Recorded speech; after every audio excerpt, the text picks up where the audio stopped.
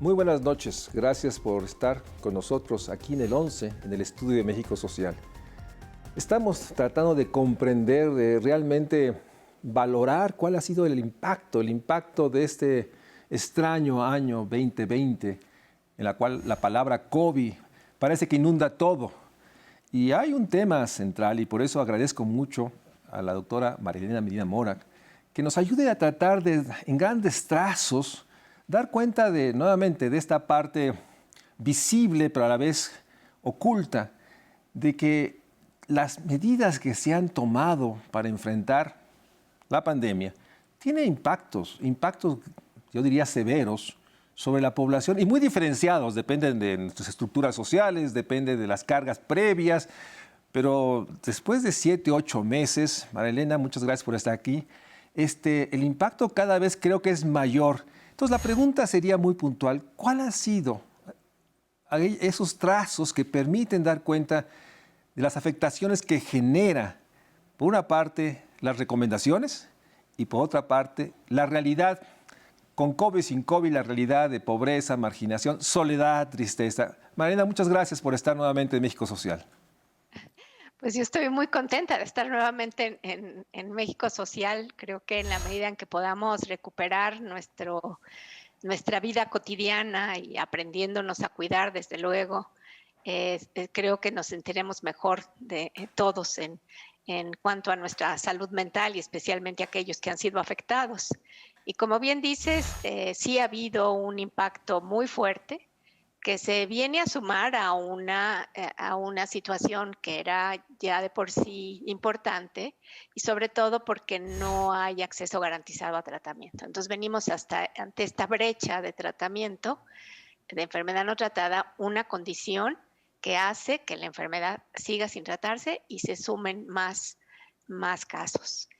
Y inciden, como bien dices, por una parte la angustia, el miedo a la muerte, la incertidumbre, esta situación de estrés que es natural, pero como no hay posible respuesta a la que está nuestro organismo formado para hacerla, porque no podemos tener control de la pandemia, pues el desenlace en ansiedad es importante. A esto se suma las consecuencias de las medidas que tienen que ver con pues la pérdida del trabajo, la pérdida de las fuentes que te permitían vivir, la imposibilidad de mucha gente de cumplir las medidas sanitarias porque no pueden, como bien lo has dicho ahorita y lo has dicho en tus muy ilustrativos artículos, poder quedarse en casa porque tienen que traer el alimento, porque no hay agua en todos los hogares, porque hay confinamiento en muchos. Y entonces esta situación que hace desigual la posibilidad de respuesta, pues también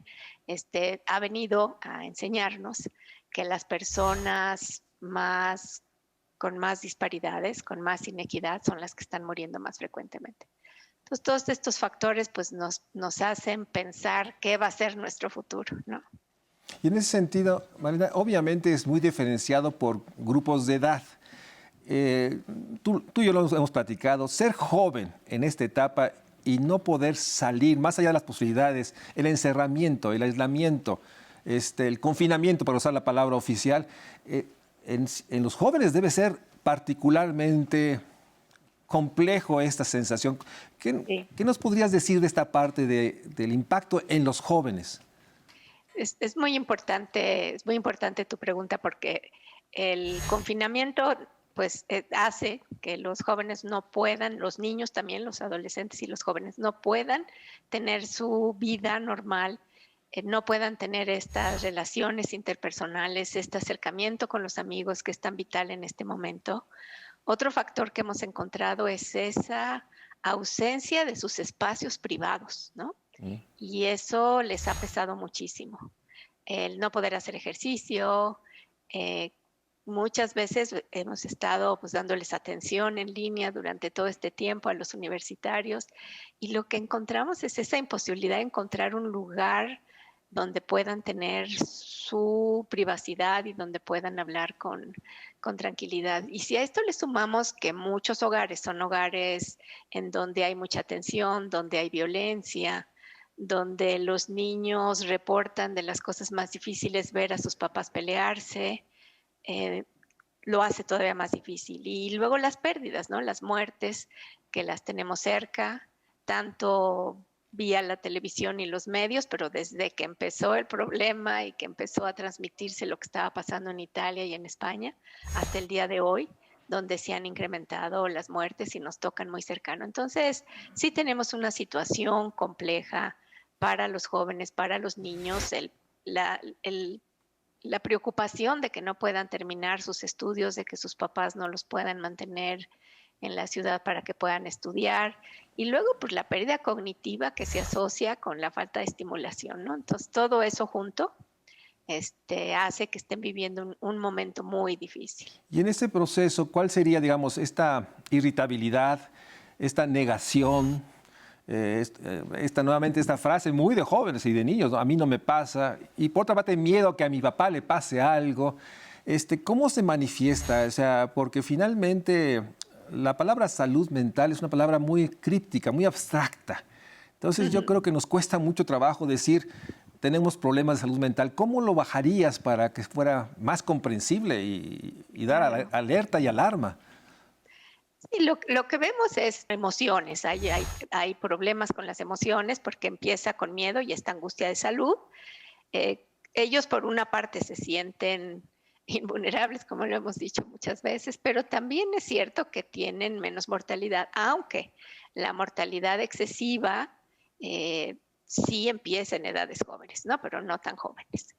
Eh, o sea, México sí tiene una media de mortalidad más temprana, pero ciertamente en los niños y en los jóvenes es menos frecuente.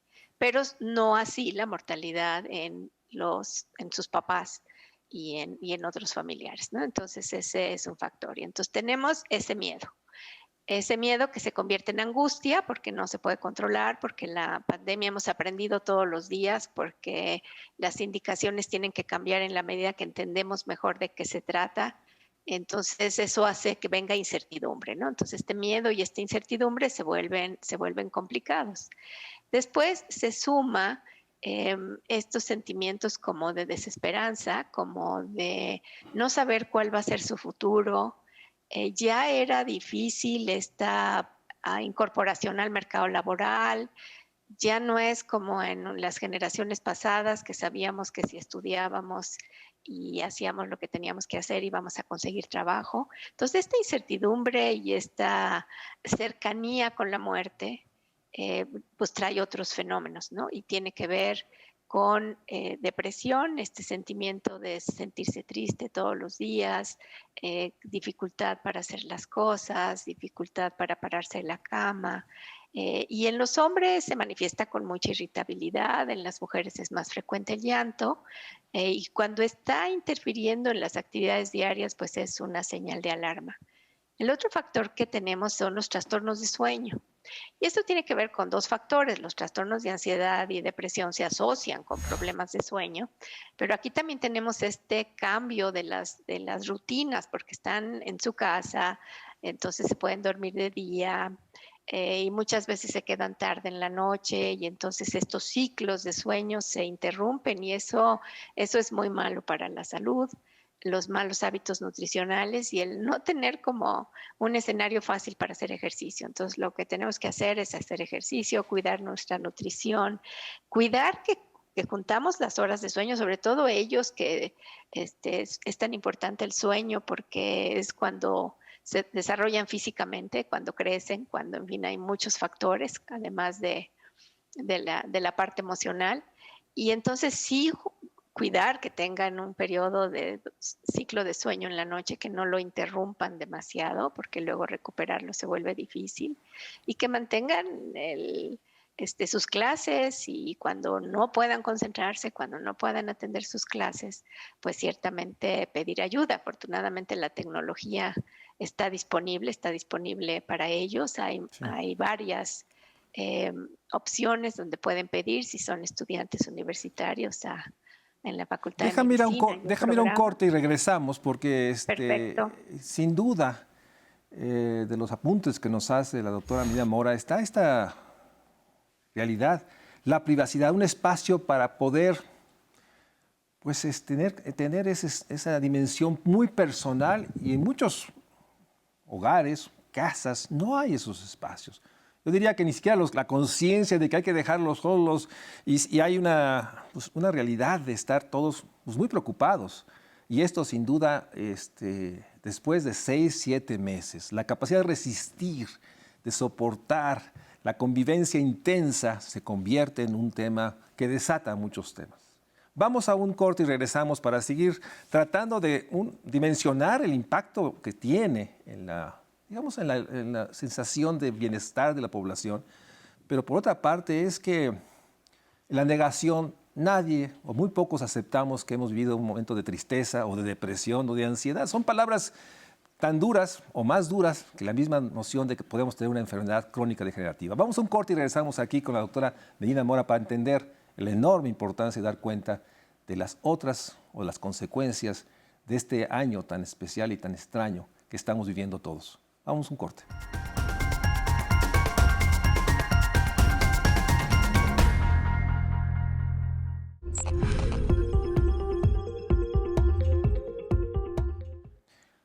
Marina, por una parte, cuando empezó marzo, abril, mayo, no hay duda que muchos hogares, no todos, el tener acceso a un dispositivo que se conectaba y podía uno mantener pues, esta noción de estar lejos, pero estar, resolvió.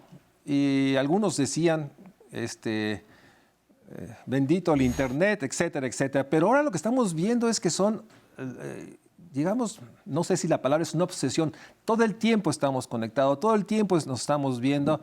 Yo creo que esto también está generando otro tipo de reto, de desafío, porque estar conectados también deja de ser solución y es parte del problema. ¿Cómo podrías tú explicarle a la gente que nos está viendo pues este difícil equilibrio entre estar conectado y dar cuenta que genera también otro tipo de relaciones?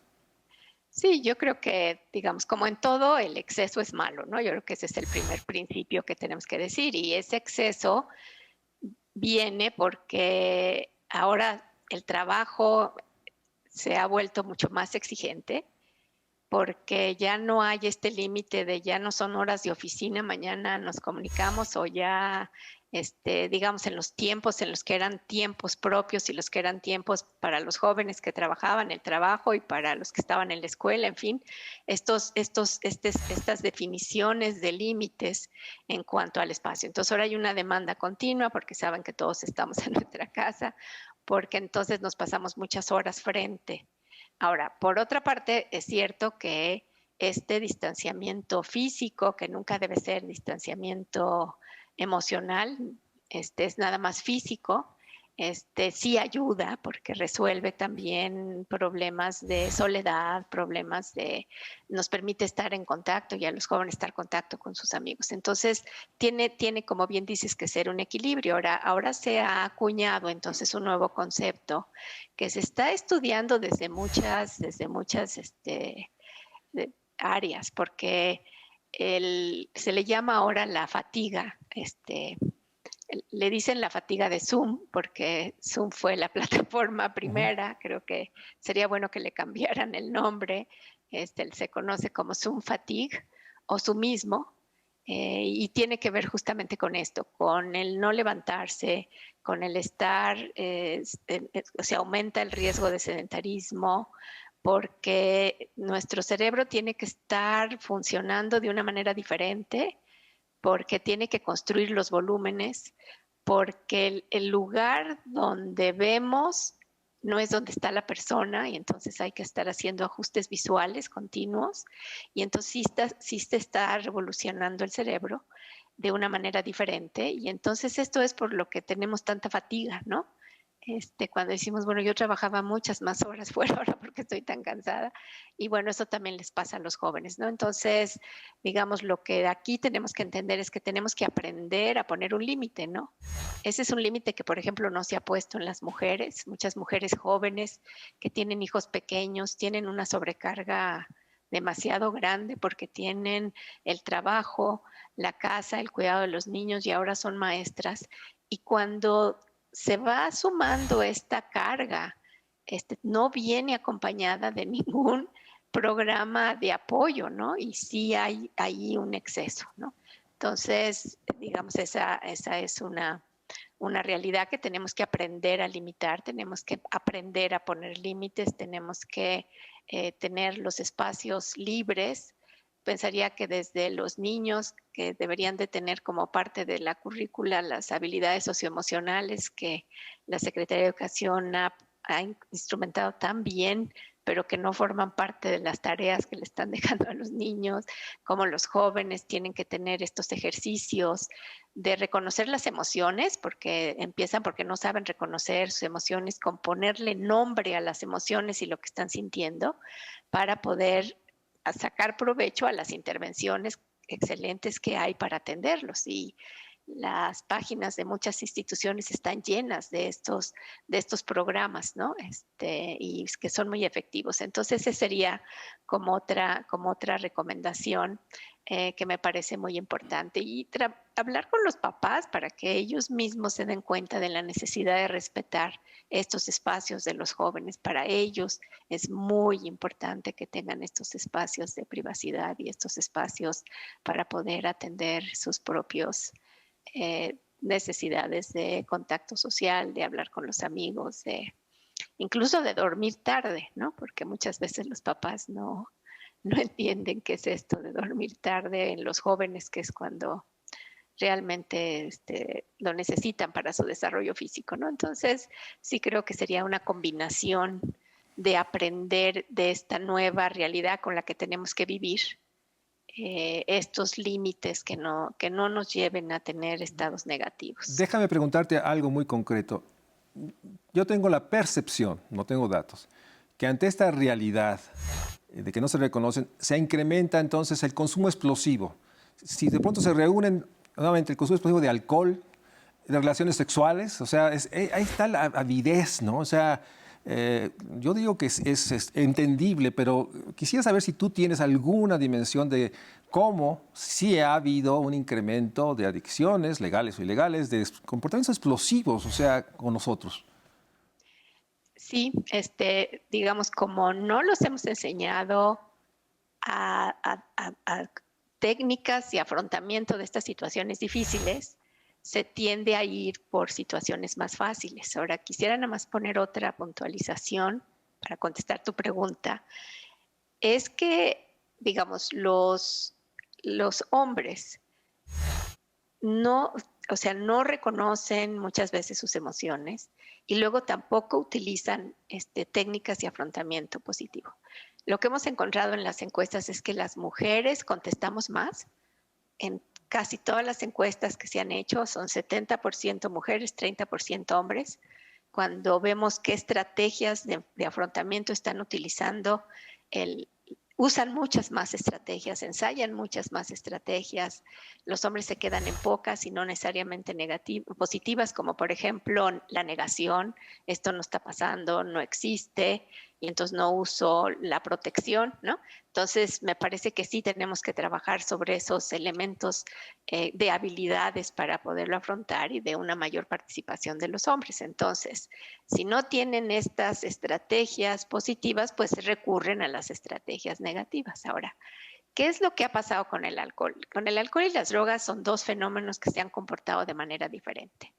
En el caso del alcohol, todas las encuestas nos dicen que hay una disminución del consumo global, porque hay muchas personas que no bebían frecuentemente o que bebían, digamos, socialmente, que la dificultad de conseguir el alcohol, porque en muchos lugares ha habido una ley seca o una restricción de horarios, porque los lugares donde antes se consumía están cerrados, entonces tienden a disminuir. Entonces tenemos más población que disminuyó el consumo de alcohol, pero tenemos un grupo que aumentó, ¿no? Entonces los estudios del Instituto de Salud Pública nos hablan de un 12% de incremento en el consumo y de un 36%, no recuerdo exactamente el dato, pero alrededor de eso, de disminución. Entonces en el consumo global disminuye, pero tenemos estos grupos vulnerables que están bebiendo más, ¿no? Y eso no les ayuda a resolver todos los otros problemas, ¿no? Al revés. Entonces, esa es una parte, me parece, muy importante. Y las drogas ha sido un fenómeno diferente porque, digamos, las personas que usaban droga y usaban con frecuencia han podido tener un acceso, ¿no? Primero se pensó que por todo este cierre de las fronteras no iba a haber drogas y todos los países han recibido, o sea, Europa ha recibido cocaína, la heroína ha llegado a donde tiene que llegar. Ha habido una acumulación de más drogas en la frontera porque es difícil cruzarla y entonces sí ha habido disponibilidad y ha habido canales de distribución desafortunadamente. Entonces, si vemos para qué cuando los jóvenes piden ayuda, que como te digo es mucho más frecuente que las mujeres lo hagan y no los hombres, el primer lugar es la violencia tanto recibida como ejercida, es decir, hablan para pedir ayuda porque cometieron un acto violento. Y ese es el principal motivo que está muy por encima de los demás. Déjame hacer un corte ahí, porque quisiera regresar a la otra parte. Sin duda, tenemos esta inequidad de género, o un género que podríamos llamar, en el que hay una actitud de género positiva en las mujeres, reconocer emociones. Pero obviamente hay una parte muy compleja que me gustaría ir regresando, la estratificación social. Cuando hablamos de mujeres, las mujeres digamos, en las zonas periurbanas, en las zonas rurales, en las zonas indígenas, es otra relación a esta. Y por otra parte tenemos pues, que los grupos más vulnerables o los ya vulnerados pues, están en más riesgo y nuevamente esta dificultad de reconocer necesito ayuda, pero después, ¿a quién le llamo? Y eso se convierte en una realidad ante un tema que ha tocado la doctora muchas veces. No ha sido parte sustantiva de la política de salud del país la construcción de un poderoso sistema de atención a la salud mental y tenemos muchas limitaciones. Pero en este momento, el 2020, creo que se ha vuelto más visible la enorme urgencia de integrar el tema de la mente al bienestar y el tema de la mente para resolver el tema de los hábitos saludables. Damos un corte y regresamos para el último segmento con la doctora Medina Mora.